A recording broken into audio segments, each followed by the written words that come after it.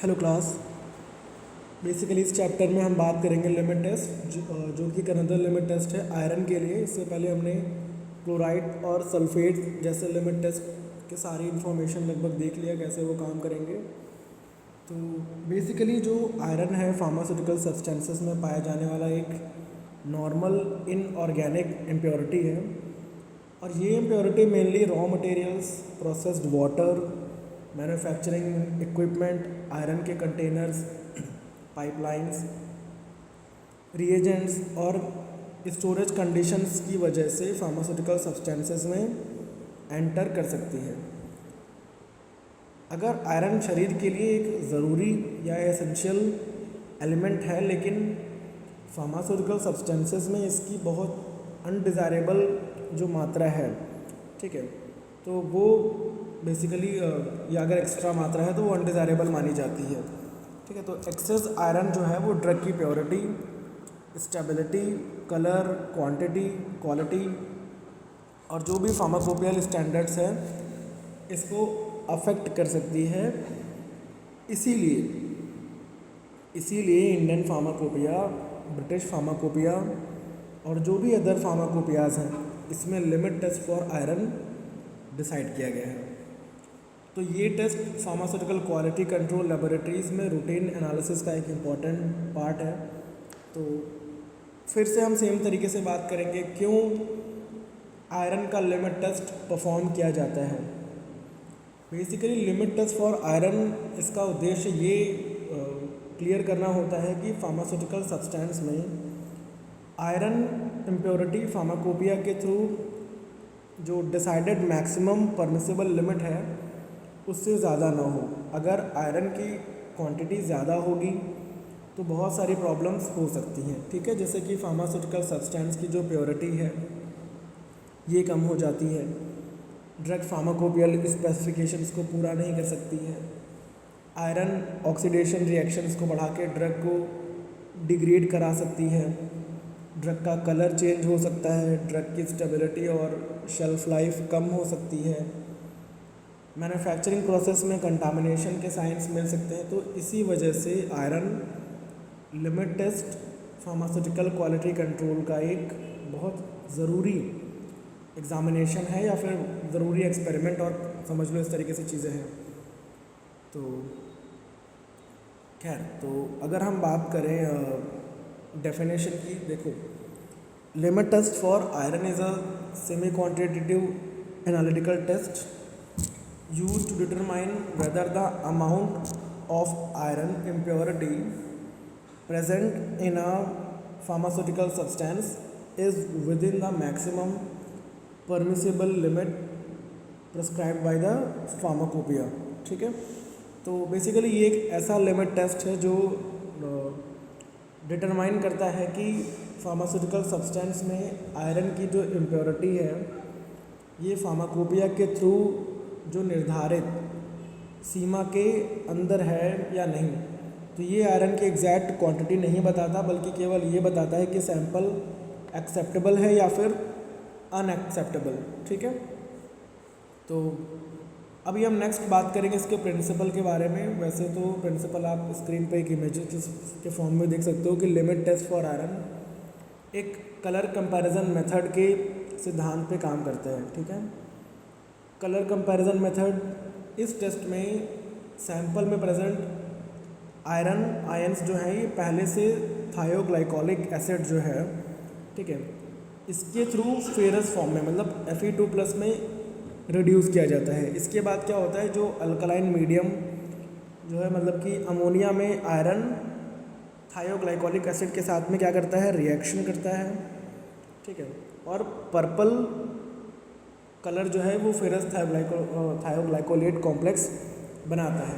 तो इस purple colour की जो इंटेंसिटी है ये डायरेक्टली क्या करता है, आयरन की जो मात्रा के एक तरीके से कह लो कि समानुपाती है।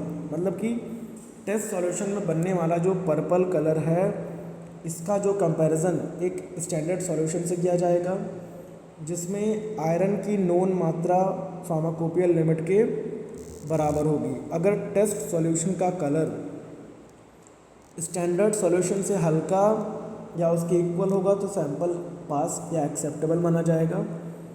अगर कलर स्टैंडर्ड से ज़्यादा गहरा होगा तो आयरन इम्प्योरिटी जो हमारी परमिसिबल लिमिट से ज़्यादा हो जाएगी और हमारा सैंपल अनएक्सेप्टेबल या फिर फेल माना जाएगा।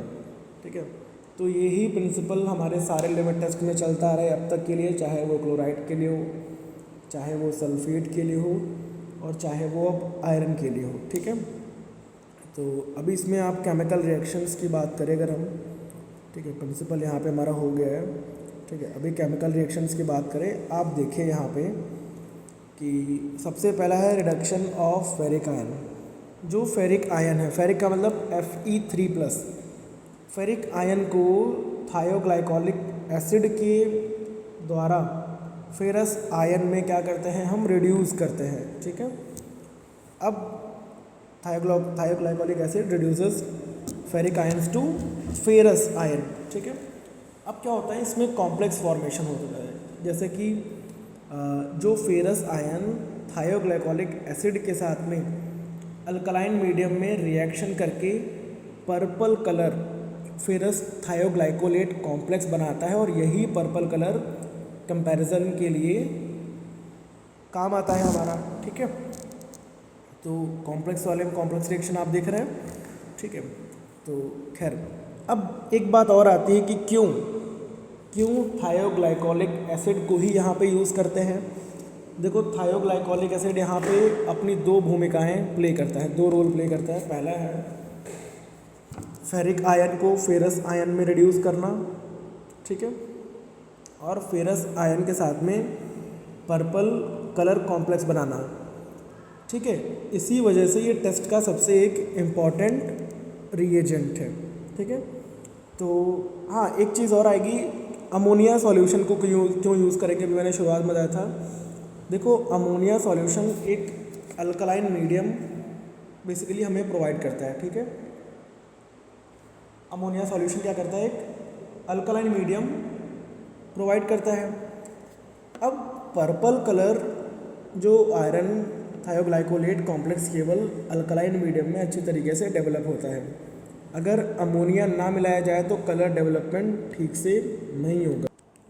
तो क्यों कलर कंपेयर होगा, जितना ज़्यादा आयरन होगा उतना ज़्यादा पर्पल कॉम्प्लेक्स बनेगा। Means more iron more purple complex, darker purple colour higher iron impurity.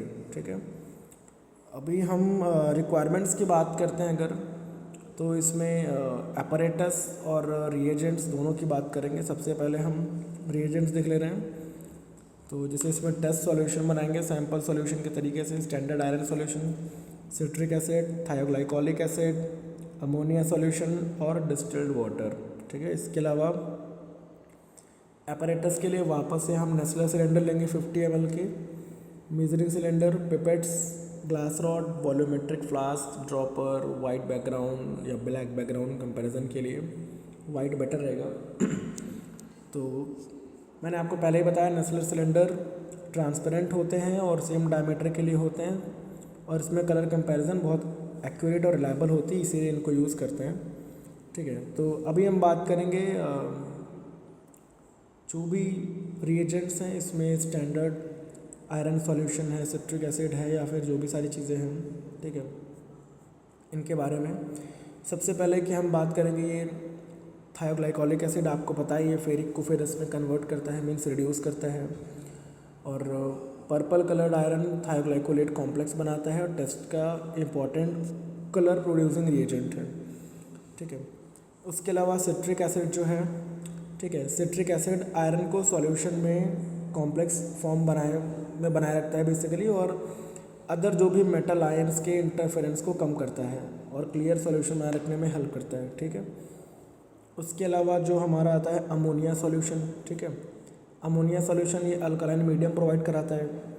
ठीक है, पर्पल कलर डेवलपमेंट को कंप्लीट करता है, कॉम्प्लेक्स फॉर्मेशन के लिए बहुत ज़रूरी पीएच बनाए रखता है। ठीक है, ये सारी चीज़ें। और नेक्स्ट है डिस्टिल्ड वाटर। ठीक है, आयरन फ्री डिस्टिल्ड वाटर मतलब सैंपल प्रिपरेशन और डाइल्यूशन के लिए, आयरन कंटामिनेशन से बचाने के लिए हम डिस्टिल्ड वाटर लेते हैं। ऑर्डिनरी वाटर में आयरन पहले से प्रेजेंट हो सकता है, जिससे फॉल्स पॉजिटिव रिजल्ट शायद मिले। इस वजह से हम डिस्टिल्ड वाटर ही प्रेफर करते हैं। ठीक है, अभी हम बात करेंगे इसके प्रोसीजर के बारे में। तो आप देख रहे हैं प्रोसीजर बेसिकली यहाँ पे हम 2 सॉल्यूशंस रेडी करते हैं हर बार की तरीके से। इस बार भी टेस्ट सॉल्यूशन और स्टैंडर्ड सॉल्यूशन बनाएंगे। दोनों को इक्वल कंडीशंस में इक्वल रिएजेंट्स के साथ में हम ट्रीट करने की कोशिश करते हैं। ठीक है, तो सबसे पहले हम बात करेंगे प्रिपरेशन की बात। ठीक है, preparation of the test solution. ठीक है, फार्माकोपिया के अकॉर्डिंग जो भी निर्धारित मात्रा है, इसमें फार्मास्यूटिकल सब्सटेंसेस लिए जाते हैं। इसे आयरन फ्री डिस्टिल्ड वाटर में क्या करेंगे, डिज़ोल्व करेंगे। अगर ज़रूरत पड़े तो सुटेबल सॉल्वेंट्स का भी यूज़ करेंगे। अब वॉल्यूम जो है हमारी उसको हम क्या करते हैं, निर्धारित मात्रा तक उसको पूरा करेंगे और हमारा लास्ट में टेस्ट सॉल्यूशन, हम उसको वॉल्यूम अप करेंगे, ये सारी चीज़ें। ठीक है, और हमारे जो टेस्ट सॉल्यूशन है हमारा ये रेडी होता है। अब दूसरा है, हम बनाएंगे स्टैंडर्ड सॉल्यूशन। ठीक है, दूसरे नेस्लर सिलेंडर में हम फार्माकोपिया के थ्रू एक डिसाइडेड क्वांटिटी का हम स्टैंडर्ड आयरन सॉल्यूशन लेते हैं। फिर आयरन फ्री डिस्टिल्ड वाटर को मिलाकर वॉल्यूम टेस्ट सॉल्यूशन के बराबर किया जाता है और बेसिकली ये स्टैंडर्ड सॉल्यूशन कहलाता है। ठीक है, अब हम बात करेंगे इसमें सिट्रिक एसिड के ऐड करने की। दोनों सिलेंडर्स में इक्वल अमाउंट में सिट्रिक एसिड सॉल्यूशन मिलाया जाता है। पर्पस क्या है, आयरन को सॉल्यूशन में बनाए रखना, अदर मेटल आयंस का इंटरफेरेंस कम करना और स्टेबल रिएक्शन मीडियम प्रोवाइड कराना। ठीक है, तो सिट्रिक एसिड मैंने आपको पहले ही बताया क्यों ज़रूरी है। इसके बाद नेक्स्ट जो हमारा आएगा एडिशन ऑफ थायोग्लाइकोलिक एसिड। देखिए, अब दोनों सिलेंडर्स में थायोग्लाइकोलिक एसिड मिलाया जाता है और ये आयरन को रिड्यूस करता है और पर्पल कलर्ड कॉम्प्लेक्स बनने की जो प्रोसेस है ये शुरू करता है। ठीक है, अब इसके बाद हम क्या करेंगे, इसमें मिलाएंगे अमोनिया। देखो, दोनों सिलेंडर्स में अमोनिया सॉल्यूशन मिलाया जाता है। क्यों, एक अल्कलाइन मीडियम बनाना, ताकि जो पर्पल कलर है वो पूरी तरीके से वो डेवलप हो सके। इतना करने के बाद हम क्या करेंगे, उसको मिक्स करेंगे, डाइल्यूट करेंगे। ठीक है, सभी रिएजेंट्स मिलाने के बाद दोनों सिलेंडर्स को अच्छी तरीके से मिक्स करेंगे, बहुत ज़्यादा शेक नहीं करना है। ठीक है, अब स्टैंडर्ड टाइम जो इसका है, दोनों सॉल्यूशंस को लगभग 5 मिनट तक खड़ा रहने दीजिए ऐसे ही। इस दौरान पर्पल कलर कॉम्प्लेक्स है ये पूरी तरीके से डेवलप हो जाएगा। दोनों सॉल्यूशंस के लिए जो टाइम है ये इक्वल होना चाहिए। एंड देन आपको क्या करना है, कंपैरिजन। अब दोनों नेस्लर सिलेंडर्स को एक वाइट बैकग्राउंड के सामने रखकर कलर को कंपेयर करना पड़ेगा। तो आप क्या ऑब्ज़र्व करोगे, 2 आउटकम्स आना पॉसिबल हैं, या तो टेस्ट पास होगा या तो टेस्ट फेल होगा। पास कब होगा, अगर टेस्ट सॉल्यूशन का पर्पल कलर स्टैंडर्ड सॉल्यूशन से क्या है, हल्का हो। ठीक है, या फिर स्टैंडर्ड सॉल्यूशन के बराबर हो। तो आयरन जो है ये इम्प्योरिटी परमिसिबल लिमिट के अंदर होता है और सैंपल पास कर दिया जाएगा लिमिट टेस्ट फॉर आयरन के लिए। अगर सैंपल फेल हो रहा है, ठीक है, अगर टेस्ट सॉल्यूशन का पर्पल कलर स्टैंडर्ड सॉल्यूशन से ज़्यादा गहरा है तो आयरन इम्प्योरिटी फार्माकोपियल लिमिट से ज़्यादा हो जाएगी। ठीक है, तो क्या होगा, सैंपल तो फेल हो गया। ऐसी फार्मास्यूटिकल सब्सटेंस फार्माकोपियल स्पेसिफिकेशंस को पूरा नहीं करती हैं, इस वजह से उसका लेन देन नहीं कर सकते। अभी हम बात करेंगे प्रिकॉशंस के बारे में। ठीक है, केवल आयरन फ्री डिस्टिल्ड वाटर का ही आप यूज़ कीजिए। ग्लासवेयर्स को पूरी तरीके से साफ़ और आयरन कंटामिनेशन से फ्री रखिए। रिएजेंट्स को फ्रेश और स्टैंडर्ड क्वालिटी के होने चाहिए। थायोग्लाइकोलिक एसिड इसका भी फ्रेश यूज़ कीजिए। अमोनिया सॉल्यूशन को सफिशिएंट मात्रा में ही मिलाइए। दोनों सॉल्यूशंस का फाइनल वॉल्यूम इक्वल होना चाहिए। रिएजेंट्स दोनों सॉल्यूशन में इक्वल क्वांटिटी और क्या बोलते हैं सेम सीक्वेंस में मिलाए हों। कंपैरिजन आप इक्वल लाइट में कीजिए। कंपैरिजन 5 मिनट बाद ही तय कीजिए और मेटाबॉलिक कंटामिनेशन से बचिए। बहुत सारी चीज़ें इसमें हैं, ठीक है। तो फ़ायदे क्या हैं कि देखो ये बहुत इजी है और आसानी से किया जाने वाला टेस्ट है। इसमें टाइम बहुत कम लगता है, ना कोई खर्चा, कोई बहुत ज़्यादा कॉस्ट नहीं लगती, कॉस्ट इफ़ेक्टिव है। ना ही आपको महंगे एनालिटिकल इंस्ट्रूमेंट्स की ज़रूरत होती है, ठीक है। रूटीन क्वालिटी कंट्रोल लेबोरेटरी के लिए काम करने के लिए ठीक है। आयरन कंटामिनेशन को बहुत जल्दी पहचान सकता है। फार्माकोपियल स्टैंडर्ड्स के अकॉर्डिंग आयरन इम्प्योरिटी की जांच के लिए थोड़ा सा भरोसेमंद है। मैन्युफैक्चरिंग क्वालिटी की मॉनिटरिंग में भी हेल्पफुल करेगा। थोड़ा सा काफ़ी चीज़ें इसमें हैं, मगर कुछ लिमिटेशंस भी हैं। लिमिटेशंस क्या है, मैंने हर बार बताया है कि ये कैसा है, ये सेमी क्वांटिटेटिव टेस्ट है। आयरन की एग्जैक्ट कॉन्सेंट्रेशन डिसाइड नहीं करता, ठीक है। तो रिज़ल्ट विजुअल कलर कंपैरिजन पर डिपेंड होने की वजह से या बेस्ड होने की वजह से सब्जेक्टिव एरर हो सकता है, ठीक है। और कलर्ड सैंपल्स में इंटरफेयर विद ऑब्जर्वेशन, ठीक है। अत्यल्प जो मात्रा की इम्प्योरिटीज़ का सटीक निर्धारण नहीं कर सकती, ठीक है। इसके अलावा अदर मेटल आयंस अगर ठीक से कंट्रोल ना किए जाएँ तो इंटरफेरेंस वहाँ पे बन सकती है। मॉडर्न इंस्ट्रूमेंटल टेक्निक जैसे कि एटॉमिक एब्जॉर्प्शन स्पेक्ट्रोस्कोपी या फिर ICP-MS जो भी है, ठीक है, इसके कंपैरिजन में इसकी एक्यूरेसी थोड़ा सा कम होती है, ठीक है।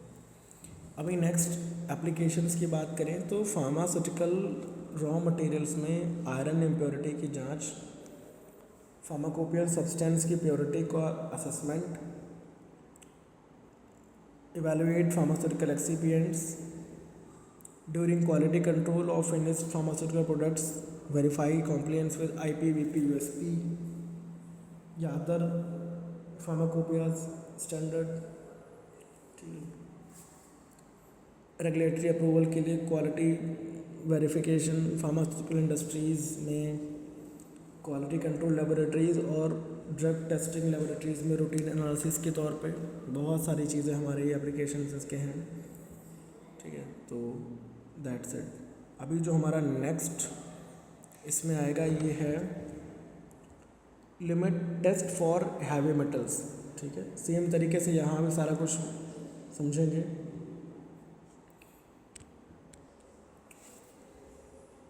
देखिए, हैवी मेटल्स फार्मास्यूटिकल सब्सटेंसेस में पाई जाने वाली सबसे इम्पॉर्टेंट और सबसे एक डेंजरस कह लें ख़तरनाक एक इनऑर्गेनिक इम्प्योरिटीज़ हैं, ठीक है। हैवी मेटल्स जैसे कि लेड हो गया, मर्क्यूरी हो गया, arsenic, cadmium, bismuth, copper, silver, tin, बहुत कुछ है, ठीक है। ये क्या करते हैं, manufacturing process, raw material, processed water, equipment, containers और इन्वायरमेंटल कंटामिनेशन की वजह से फार्मास्यूटिकल प्रोडक्ट्स में एंटर कर सकते हैं। तो हैवी मेटल्स शरीर में बहुत कम मात्रा में भी लंबे समय तक जमा हो सकते हैं, मीन्स बायो एक्यूमुलेट हो सकते हैं, और liver, kidney, brain, nervous system और बोन को बहुत सीवियर नुकसान या क्रॉनिक डैमेज पहुंचा सकते हैं। इसीलिए फार्माकोपियाज में हैवी मेटल्स की भी जो मात्रा है, इसकी जो क्वांटिटी है, ये बहुत कम परमिसिबल लिमिट्स इसकी डिसाइड की गई हैं। इसी वजह से फार्मास्यूटिकल क्वालिटी कंट्रोल में limit test for heavy metals का एक स्पेशल रूल है, ठीक है। अब फिर वही बात आती है, क्यों ये लिमिट टेस्ट हैवी मेटल्स के लिए परफॉर्म किया जाता है। देखो, drug limit test for heavy metals का मोटिव होता है कि ये सुनिश्चित करना कि फार्मास्यूटिकल सब्सटेंस में हैवी मेटल्स की जो क्वांटिटी है ये फार्माकोपिया के through decided maximum permissible limit से ज़्यादा ना हो। अगर हैवी मेटल्स की जो मात्रा ज़्यादा होगी तो बहुत सारी प्रॉब्लम्स हो सकती हैं, जैसे कि ड्रग की प्योरिटी ख़त्म हो जाती है, टॉक्सिसिटी का खतरा बढ़ जाता है, लीवर और किडनी डैमेज हो सकता है, नर्वस सिस्टम ख़राब हो सकता है, ड्रग फार्माकोपियल स्टैंडर्ड को पूरा नहीं करती है, प्रोडक्ट रेगुलेटरी अप्रूवल प्राप्त नहीं कर सकता, पेशेंट सेफ्टी थोड़ा क्रॉनिक रूप से अफेक्ट हो सकती है। तो इसी वजह से फार्मास्यूटिकल लेबोरेटरी में हैवी मेटल्स की रेगुलर जांच की जाती है। तो अगर हम इसकी डेफिनेशन की बात करें, खैर तो limit test for heavy metals is semi quantitative analytical test used to determine whether the total amount of heavy metals present in a pharmaceutical substances is within the maximum permissible limit prescribed by the pharmacopoeia। ये एक ऐसा limit test है जो ये determine करता है कि pharmaceutical substance में प्रेजेंट हैवी मेटल फार्माकोपिया के थ्रू जो डिसाइडेड परमिसिबल लिमिट के अंदर है या नहीं। तो इसमें बेसिकली हर एक हैवी मेटल की एग्जैक्ट क्वालिटी नहीं बताता है, बल्कि कुछ हैवी मेटल्स की इम्प्योरिटी एक्सेप्टेबल लिमिट के अंदर है या नहीं, यही बताता है। ठीक है, तो अभी हम बात करेंगे इसके प्रिंसिपल के बारे में। तो अभी इसका जो प्रिंसिपल है, देखो limit test for heavy metal एक कलर कंपैरिजन मेथड के प्रिंसिपल पे ही बेस्ड है। जैसे हमने पिछला वाला देखा था, अभी कौन सा था वो, लिमिट टेस्ट फॉर आयरन। ठीक है, तो ऐसे ही इस टेस्ट में सैंपल को एक एसीटेट बफर, लगभग उसका पीएच जो होता है वो 3 से 4 होता है, इसकी प्रेजेंस में हाइड्रोजन सल्फाइड या फिर जो भी फार्माकोपियल सल्फाइड रिएजेंट जैसे कि थायोएसिटामाइड जो हाइड्रोजन सल्फाइड को उत्पन्न करे, इसके साथ हम उसकी रिएक्शन कराते हैं। अब heavy metal ion sulphide ions के साथ में रिएक्शन करके ब्राउन से लेके ब्लैक कलर तक के मेटल सल्फाइड्स बनाते हैं। तो बने हुए कलर की जो इंटेंसिटी है ये हैवी मेटल्स की मात्रा के समानुपाती है ना। तो इस कलर की तुलना जो है, हम कंपैरिजन जो है स्टैंडर्ड लेड सॉल्यूशन से की जाती है, क्योंकि फार्माकोपिया में हैवी मेटल को मेनली लेड के रूप में ही डिस्क्राइब किया जाता है। ठीक है, अगर टेस्ट सॉल्यूशन का कलर स्टैंडर्ड सॉल्यूशन से हल्का या समान होगा तो सैंपल एक्सेप्टेबल माना जाएगा, और अगर कलर स्टैंडर्ड से ज़्यादा गहरा होगा तो हैवी मेटल्स डिसाइडेड लिमिट से ज़्यादा हैं और सैंपल फेल माना जाएगा। तो सारी चीज़ें वही हैं आपके प्रिंसिपल में जो भी इंग्लिश में सब लिखा हुआ है। ठीक है, ओके, अभी हम बात करते हैं केमिकल रिएक्शन की। देखिए नॉर्मल रिएक्शन की बात करें अगर हम, ठीक है, तो अगर हम ऐसे बोले कि M2+, चलो मैं ऐसे बता दे रहा हूँ। ठीक है,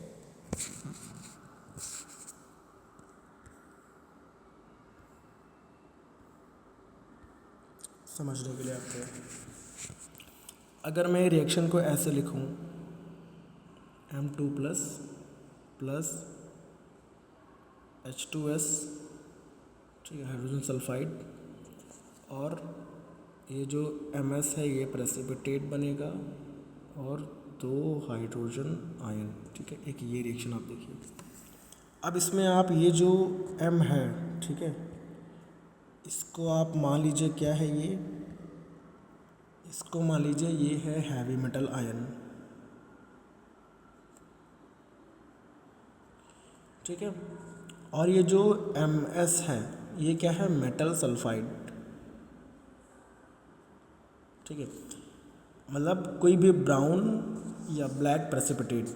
ठीक है, तो कुछ ऐसे ही है। मान लो कि एग्जांपल के तौर पे अगर हम बात करें लेड के लिए, ठीक है, यहाँ पे लेड के लिए ही बोला गया है, ठीक है, चलो हम मान लेते हैं लेड के लिए। तो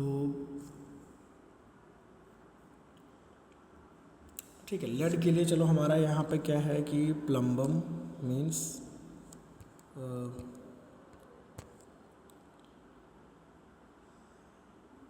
Pb2+ प्लस हाइड्रोजन सल्फाइड, ठीक है, तो क्या बनाएगा PbS प्रेसिपिटेट फॉर्म में, ठीक है, और 2 हाइड्रोजन यहाँ पे निकल जाएंगे। तो लेड सल्फाइड, ठीक है, जो आपने ये देखा कि ये जो लेड सल्फाइड जो है ये काले रंग का कंपाउंड बनता है, ठीक है। तो where M represents heavy metal, like आप जिसको भी यहाँ पे रखना चाहें, आप प्लम्बम रखिए, आप कॉपर रखिए, आप Hg, Cd, Ag, Bi जिसको रखना है, ठीक है, और मेटल सल्फाइड से उसकी रिएक्शन करा के जो भी आप चाहते हैं। तो metal sulphides form a brown to black and hydrogen sulphide से रिएक्शन कराइए और आपको लास्ट में मेटल सल्फाइड बन के मिलेगा, ठीक है। तो वो जो भी कलर देगा ब्लैक या फिर ब्राउन कलर ही देगा, ठीक है। तो यहाँ पे अभी मैंने बताया था एसीटेट बफर यूज़ करेंगे। क्यों एसीटेट बफर यूज़ करेंगे? देखो एसीटेट बफर सॉल्यूशन जो है, ठीक है, ये पीएच का लगभग 3 से 4 बनाए रखता है, ठीक है। कितना पीएच को? लगभग 3 से 4 बनाए रखता है। इसी पीएच पर हैवी मेटल सल्फाइड के रूप में बहुत अच्छी तरीके से प्रेसिपिटेट बनाते हैं। अगर पीएच बहुत ज़्यादा एसिडिक या बेसिक हो जाएगा तो कलर का डेवलपमेंट सही से नहीं होगा। इसीलिए एसीटेट बफर टेस्ट की एक्यूरेसी और सेंसिटिविटी बढ़ाता है, ठीक है। तो अभी हम बात करते हैं थोड़ा सा और। अभी आपने देखा इसमें हाइड्रोजन सल्फाइड ही क्यों यूज़ करें। हाइड्रोजन सल्फाइड आयंस उपलब्ध जो है कराता है। यही sulphide ions heavy metal ions के साथ में रिएक्शन करके कलर्ड मेटल सल्फाइड बनाते हैं। इसी वजह से टेस्ट का एक इम्पॉर्टेंट रिएजेंट है, ठीक है। सो क्यों कलर कंपेयर करते हैं? जितने ज़्यादा हैवी मेटल्स होंगे उतना ज़्यादा मेटल सल्फाइड बनेगा। मीन्स मोर हैवी मेटल्स, मोर मेटल सल्फाइड्स, डार्कर या ब्राउन या ब्लैक कलर, और हायर मेटल इम्प्योरिटी, ठीक है। तो रिक्वायरमेंट्स की बात करें हम, रिएजेंट्स में देख लो test solution, standard test solution, lead solution, acetate buffer, thioacetamide reagent और डिस्टिल्ड वाटर। इसके अलावा अपैरेटस में क्या यूज़ करेंगे? Nessler cylinder, measuring cylinder, pipette glass, rod volumetric flask, dropper वगैरह, वाइट बैकग्राउंड कंपैरिजन के लिए ये सारी चीज़ें। क्यों नेस्लर सिलेंडर यूज़ करते हैं ये तो मैंने आपको हर उसमें बताया, तो आप समझते हैं, ठीक है। और हर एक ईच रूल जो है वो रिएजेंट्स का इसमें मैं आपको बता दे रहा हूँ, ठीक है। सबसे पहले जैसे कि है थायोसाइनेट, ठीक है। अब थायोसाइनेट क्यों कर रहे हैं कि ये एक सोर्स ऑफ हाइड्रोजन सल्फाइड का काम करता है। थायोएसिटामाइड जो है रिएजेंट, ठीक है, ये सोर्स ऑफ हाइड्रोजन सल्फाइड, तो सल्फाइड आयंस हमें देता है, हैवी मेटल के साथ में कलर्ड सल्फाइड बनाता है और टेस्ट का इम्पॉर्टेंट कलर प्रोड्यूसिंग रिएजेंट है। दूसरा एसीटेट बफर पीएच लगभग 3-4 बनाए रखता है। हैवी मेटल सल्फाइड्स बनने के लिए बहुत यूज़फुल मीडियम प्रोवाइड कराता है, कलर डेवलपमेंट को थोड़ा सा स्टेबल बनाए रखता है। उसके बाद स्टैंडर्ड लेड सॉल्यूशन, ठीक है। अब यहाँ पे क्या है, जो स्टैंडर्ड लेड सॉल्यूशन है इसमें लेड की फार्माकोपिया जो है निर्धारित नोन क्वांटिटी होती है। हैवी मेटल्स के कंपैरिजन में इसकी स्टैंडर्ड से की जाती है तुलना, कंपैरिजन इसी स्टैंडर्ड से की जाती है और लेड रेफरेंस मेटल के तरीके से यूज़ किया जाता है, ठीक है। और लास्ट में डिस्टिल्ड वाटर, आपको पता ही है क्यों, सैंपल प्रिपरेशन के और डाइल्यूशन के लिए, एक्सटर्नल हैवी मेटल कंटामिनेशन से बचाने के लिए। ऑर्डिनरी वाटर में हैवी मेटल्स हो सकते हैं जिससे फॉल्स पॉजिटिव रिजल्ट हो सकता है, ठीक है। तो दैट्स इट। प्रोसीजर क्या होगा, लिमिट टेस्ट में 2 सॉल्यूशन रेडी किए जाते हैं, टेस्ट और स्टैंडर्ड। तो कल की क्लास से हम प्रोसीजर इसका शुरू करेंगे। तो इस क्लास को यहीं तक रखते हैं, बाकी मिलेंगे आपसे नेक्स्ट क्लास में। से थैंक यू।